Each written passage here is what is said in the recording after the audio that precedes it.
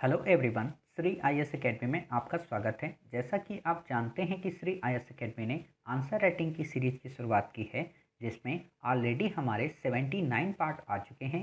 ये हमारा पार्ट 80 है, जिसमें हम देखेंगे कि आपके द्वारा हमारे टेलीग्राम चैनल पर किस प्रकार का प्रश्न भेजा गया, उसे आपने किस तरीके से लिखा और वास्तव में उसे आपको कैसे लिखना है। तो चलिए शुरू करते हैं। जैसा कि आप देख रहे हैं, ये प्रश्न आपके द्वारा हमारे टेलीग्राम चैनल पर भेजा गया।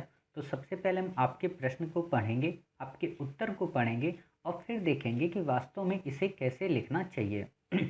आपका प्रश्न है, भारतीय अर्थव्यवस्था में वैश्वीकरण के परिणाम स्वरूप औपचारिक क्षेत्र में रोजगार कैसे कम हुए? क्या बढ़ती हुई अनौपचारिकता देश के विकास के लिए हानिकारक है? 200 शब्दों का में आपको लिखना है। 12.5 नंबर का प्रश्न है। वास्तव में ये प्रश्न 2016 के यूपीएससी में पूछा गया था। तो देखते हैं आपने उत्तर क्या लिखा है। आपने उत्तर लिखा है, वैश्वीकरण अंतर्राष्ट्रीय एकीकरण की एक प्रक्रिया है। वैश्विक व्यापार संचार के उन्नत साधन, वित्त की अंतर्राष्ट्रीय बाजार, व्यक्तियों, माल पूंजी, सूचना एवं विचारों का स्वतंत्र प्रवाह इसके प्रमुख घटक हैं।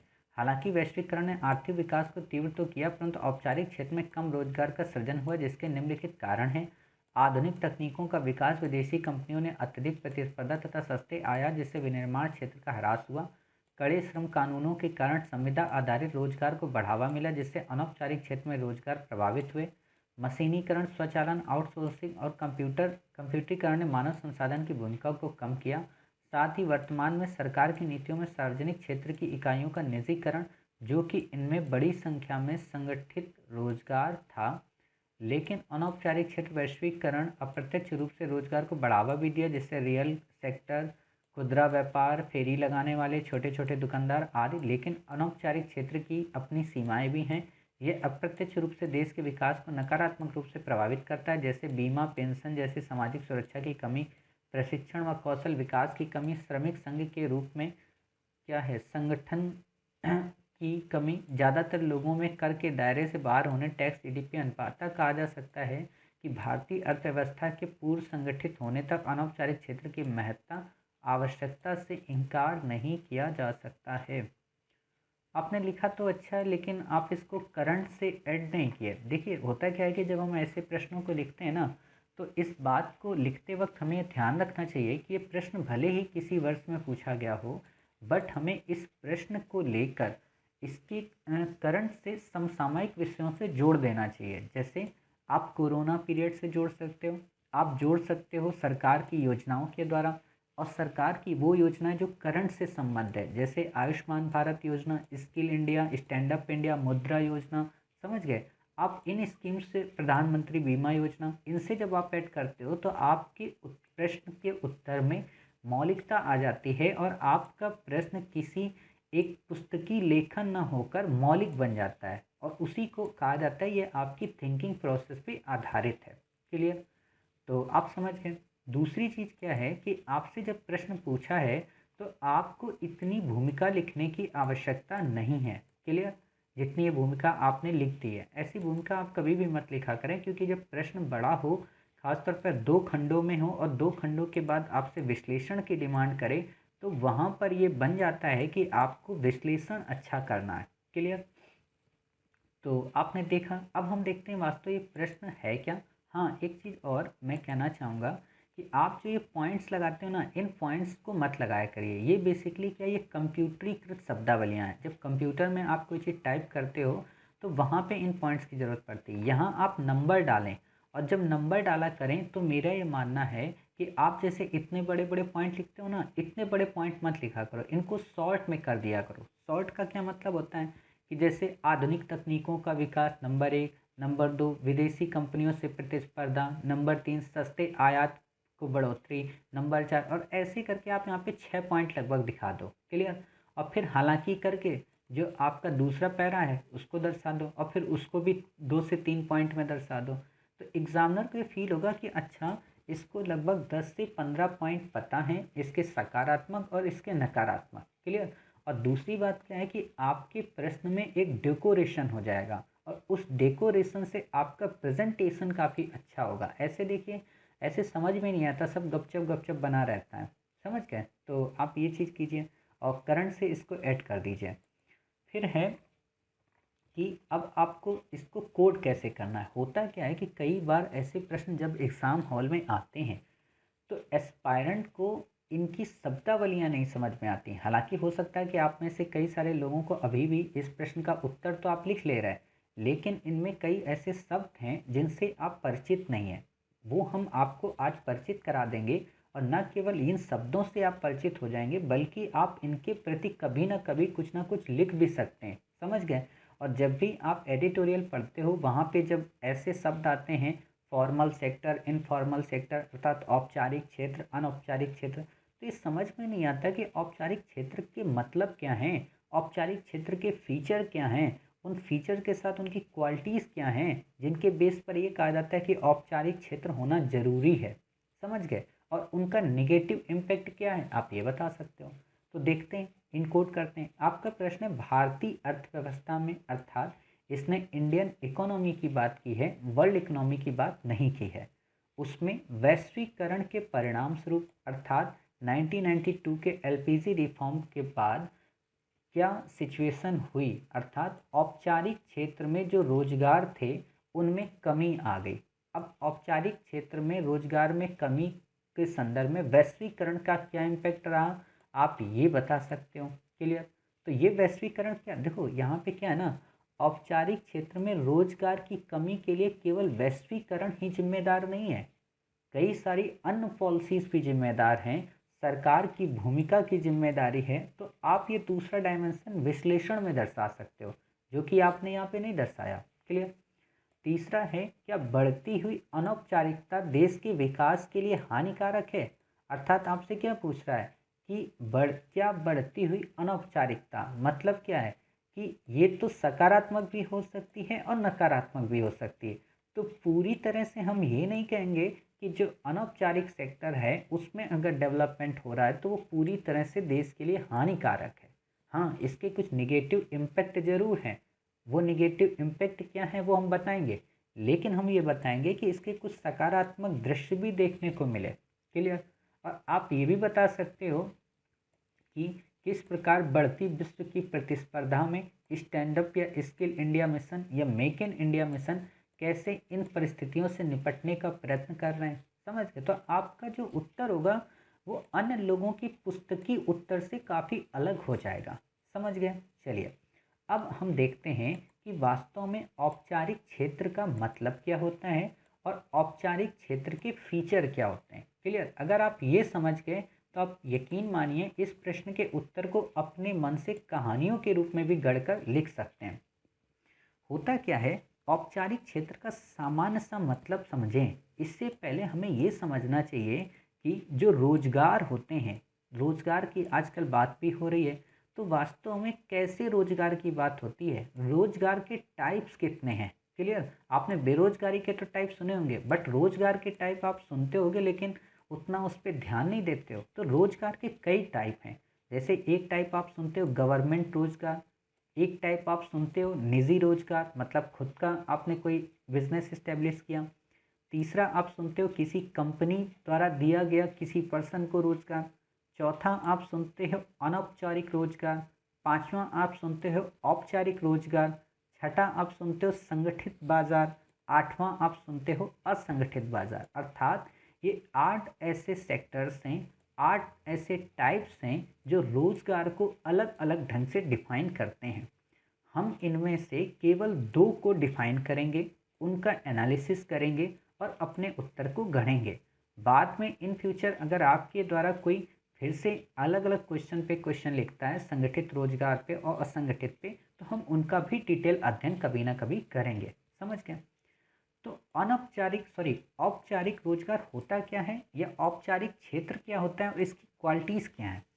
तो होता क्या है कि एक कंपनी या फिर सरकार किसी कर्मचारी को जब अपने यहाँ एक समझौते के अंतर्गत रखती है। समझौते का मतलब क्या कि आपकी ये जो नौकरी है ये 15 वर्षों के लिए है, आपकी ये जो नौकरी है ये 30 वर्षों के लिए है, आपको इन 3 वर्षों में हम इतनी पेमेंट देंगे, आपको इस 30 वर्षों में हम आपको ऐसे प्रमोशन देंगे, आपको इस 30 वर्षों में हम आपको कई सारी स्वास्थ्य की सुविधाएं देंगे, आपको एजुकेशन की सुविधाएं देंगे, आपको हम एक बेहतरीन स्वास्थ्य या बेहतरीन रोज आवास इनकी सुविधाएं प्रोवाइड कराएंगे। आपकी स्वास्थ्य की जिम्मेदारी हमारी होगी, आपको स्किल प्रोवाइड कराने की जिम्मेदारी हमारी होगी। अर्थात ये जितनी भी फीचर्स हैं, जितने भी क्वालिटीज़ हैं एक पर्सन को डेवलप करने में, वो सारे के सारे रोल उसके द्वारा वहन किए जाएंगे जहाँ पर वो व्यक्ति नियोजित होगा, अर्थात जहाँ पर वो व्यक्ति लगा होगा। क्लियर? तो आप ये समझ गए, ये हो गया औपचारिक क्षेत्र। अनौपचारिक क्षेत्र बिल्कुल इसी का विपरीत है, अर्थात वहाँ पर किसी कंपनी का किसी सरकार के साथ कोई कॉन्ट्रैक्ट नहीं होता। कॉन्ट्रैक्ट का मतलब क्या, कि ऐसा नहीं है कि 30 वर्षों तक आप हमारे यहाँ काम करेंगे और जब आप 30 वर्षों तक काम करेंगे तो हम आपके बीमा की सुविधाएं, आपकी रोजगार की सुविधाएं, आपके बच्चों की पढ़ाई की सुविधाएं, आपको स्वास्थ्य की सुविधाएं ये प्रोवाइड करेंगे। वहाँ पे ऐसा कुछ नहीं होता। वहाँ अगर आप 15,000 रुपये मंथ पा रहे हो तो उनका बस इतना काम है कि वो आपको 15,000 रुपये दे देंगे, आपको उसी 15,000 में अपनी पूरी गृहस्थी चलानी है। क्लियर? आपको अपने बच्चे की पढ़ाई करानी है, आपको एजुकेशन दिलानी है, आपको स्वास्थ्य की सुविधाएं करनी है। समझ गए? कोई बाहरी आपको सिक्योरिटी या कोई बाहरी आपको सामाजिक सुरक्षा नहीं मिलती। समझ रहे? साथ ही आप देखोगे कि जब आप औपचारिक क्षेत्र में होते हो तो वहाँ पर कई सारे रूल्स एंड रेगुलेशन को फॉलो करना होता है कि 8 घंटे ही काम करना है, सप्ताह में इतने दिन ही काम करना है, इतने दिन का अवकाश मिलेगा, इतने दिन की छुट्टियाँ मिलेंगी, उन छुट्टियों की आपकी पेमेंट नहीं कटेगी, आपको फेस्टिवल्स में बोनस मिलेगा। बट यहाँ पे अनौपचारिक क्षेत्र में ये सारी चीज़ें नहीं होती। वहाँ कभी आप 30 घंटे सप्ताह में काम करते हो तो कभी आपको 5 घंटे काम मिलेगा। कभी वहाँ पे आपको पैसे एडवांस में मिल गए तो ठीक है, नहीं तो कोई बात नहीं। कभी कभी आप महीनों ऐसे ही रहते हो। अर्थात एक तरीके से कह सकते हो कि अनौपचारिक क्षेत्र को आप ठेकेदारी व्यवस्था मानो। जैसे आपके घर में आपके पिताजी ने जब मकान बनवाया होगा तो उन्होंने या तो दिहाड़ी पे रखा होगा या तो ठेकेदारी पे रखा होगा, लेकिन उन्होंने ये सुविधाएं थोड़ा ना दी होंगी कि ठीक है आपके स्वास्थ्य की जिम्मेदारी हमारी है, आपके बीमा की जिम्मेदारी हमारी है। ऐसा नहीं है। नैतिकता के रूप में हम लोग कर देते हैं, वो एक अलग बात है, लेकिन ऐसा होता नहीं है। हम अगर उसकी 500 रुपये दिहाड़ी है तो हमारा बस संबंध उस 500 रुपये से है, हमारा संबंध बाकी उसके व्यक्तिगत जीवन से कुछ भी नहीं होता। क्लियर? हम अगर उससे मकान बनवाते हैं तो 1 लाख या 2 लाख रुपए में उससे अगर हमने टेंडर दे दिया तो हम बस उस 2 लाख से मतलब रखते हैं। समझ गए? कितनी भी महंगाई बढ़ जाए, ऐसा नहीं कि वो हमसे कहेगा भाई साहब आप बोनस दो, दिवाली पे बोनस दो। वो हमारा व्यक्तिगत होता है कि हम दिवाली को उसको कुछ ना कुछ गिफ्ट करते हैं। बट ये चीज़ें नहीं। साथ ही आपका एक बार मकान बन गया तो ऐसा तो है नहीं मकान बनने के बाद आप उसको फ्री में हर महीने 400 रुपये दे रहे हो, ये भी आप नहीं करते हो। समझ गए? तो ये हो गया अनौपचारिक क्षेत्र। इसमें सिक्योरिटी नहीं होती, सुरक्षा नहीं होती, स्वास्थ्य की व्यवस्था नहीं होती, वेतन उचित अनुचित होता है, कभी ज़्यादा कभी कम, घंटों की समयावधि निश्चित नहीं होती। ये हो गए अनौपचारिक। अब आप इतने सारे पॉइंट देख लिए, अब इतने ही पॉइंट्स को आप थिंकिंग करो कि अगर देश में अनौपचारिक क्षेत्र बढ़ रहा होगा तो अनौपचारिक क्षेत्र बढ़ने पर घाटा सबसे ज़्यादा किसको है? गवर्नमेंट को। क्यों? क्योंकि गवर्नमेंट को एक तो ना तो टैक्स मिलेगा। टैक्स क्यों नहीं मिलेगा? जो औपचारिक क्षेत्र होते हैं उसमें तो सब लिखित में पैसा दिया जाता है ना, उसमें सब पैसा ट्रांजैक्शन के माध्यम से होता है। आप में से कई सारे लोग, आपके पापा होंगे वो गवर्नमेंट जॉब में करते होंगे, तो आप देखोगे कि उनको जो पैसा मिलता है उनके अकाउंट पे मिलता है, इससे उनका एक इनकम टैक्स अमाउंट कट जाता है और उस इनकम टैक्स को कौन लेता है? गवर्नमेंट। लेकिन जब अनौपचारिक क्षेत्र में पैसा दिया जाता है तो कैश दिया जाता है। कैश से क्या होता है कि सरकार को ना तो टैक्स मिल पाता है, ना ही सरकार को ये पता चल पाता है कि पर पर्सन इनकम कितनी है। समझ गए? दूसरी बात कि सरकार को कई सारी इसके विपरीत सुरक्षा योजनाएं चलानी पड़ती हैं। आयुष्मान भारत स्कीम चलानी पड़ती है, उनको कई प्रकार की बीमा योजनाएं चलानी पड़ती हैं, मुद्रा योजना चलानी पड़ती है, skill India stand up India बनाना पड़ता है।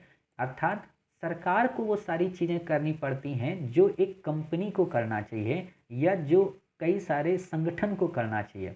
समझ गए? इन चीज़ों की दिक्कत आती है। साथ ही आप जब अनौपचारिक क्षेत्र में होते हो तो देखोगे कि वहाँ पर मजदूरों का एक संगठन नहीं होगा, श्रमिकों का एक यूनियन नहीं होगी।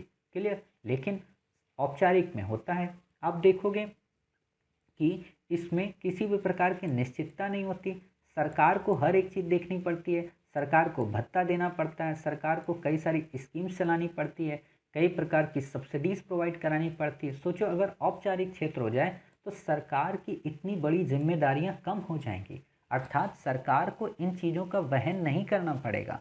क्लियर। तो आप देख सकते हो, जैसे आपने एक छोटा सा इंसिडेंट सुना होगा कि जब टाटा टाच पे जब अटैक हुआ 26/11, तो सरकार ने वहाँ पे पैसा नहीं दिया, बट टाटा साहब इतने दिलेर इंसान थे कि उन्होंने हर एक व्यक्ति को सिक्योरिटी प्रोवाइड कराई, हर एक बच्चे की स्वास्थ्य की सुविधा मुहैया कराई। अब सोचो अगर यही सारा काम सरकार को करना पड़ता, कितना बोझ आता सरकार के ऊपर। लेकिन इंडस्ट्रियलिस्ट रतन टाटा सर ने ये सारी चीज़ें खुद ही वहन की, खुद ही अपनी कंपनी की तरफ से पैसा पे किया, अर्थात औपचारिक संगठन की एक भूमिका उन्होंने निभाई। समझ गए। तो आप ऐसे देख सकते हो। अब फिर आप ऐसे ये पॉइंट्स लिखोगे। आप समझ गए कि औपचारिक क्षेत्र क्या होते हैं, अनौपचारिक क्षेत्र क्या होते हैं, और आप इनमें जब नकारात्मक बताओ तो इन्हीं पॉइंट्स को पॉइंट में बता दो कि आधुनिक तकनीकों का विकास हो गया, विदेशी कंपनियों से प्रतिस्पर्धा हो गई, सस्ते आयात की बात की जाने लगी, जो कानून हैं वो कॉन्ट्रैक्ट बेस होते हैं, ठीक है, जिससे बढ़ावा मिलता है, मशीनीकरण को प्रमोट किया गया जिससे मानव की भूमिका खत्म हो गई, कंप्यूटरीकरण आ गया जिससे अनस्किल्ड जो पर्सन है वो आउट हो गए। तो आप ये सारी चीज़ें देख सकते हो। फिर आप जब अनौपचारिक क्षेत्र बताओगे तो उसमें बता सकते हो कि कैसे ये सामाजिक सुरक्षा की इनमें कमी होती है, कैसे इसमें श्रमिक संगठनों का अभाव होता है, कैसे इसमें करों का नुकसान होता है, कैसे इसमें व्यक्ति की आय निश्चित नहीं होती है, कैसे इनको समय अवधि निश्चित नहीं होती। आप ये सारी चीज़ें बता सकते हो।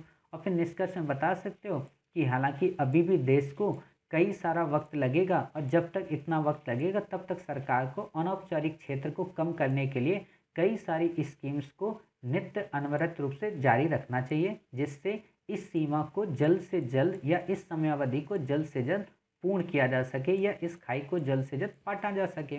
आप ऐसे इसका उत्तर लिख सकते हो। क्लियर। तो उम्मीद है न केवल आपको इस प्रश्न का उत्तर समझ में आया होगा, बल्कि करंट से इसकी सिचुएशन समझ में आई होगी। साथ ही जो काफ़ी जटिल शब्दावलियां हैं, औपचारिक क्षेत्र और अनौपचारिक क्षेत्र, इनके संदर्भ में काफ़ी अच्छी बातें आपको पता चली होंगी। उम्मीद है मिलते हैं आप ही के द्वारा एक नए प्रश्न के साथ। तब तक अपना ख्याल रखिए और स्वस्थ रहिए।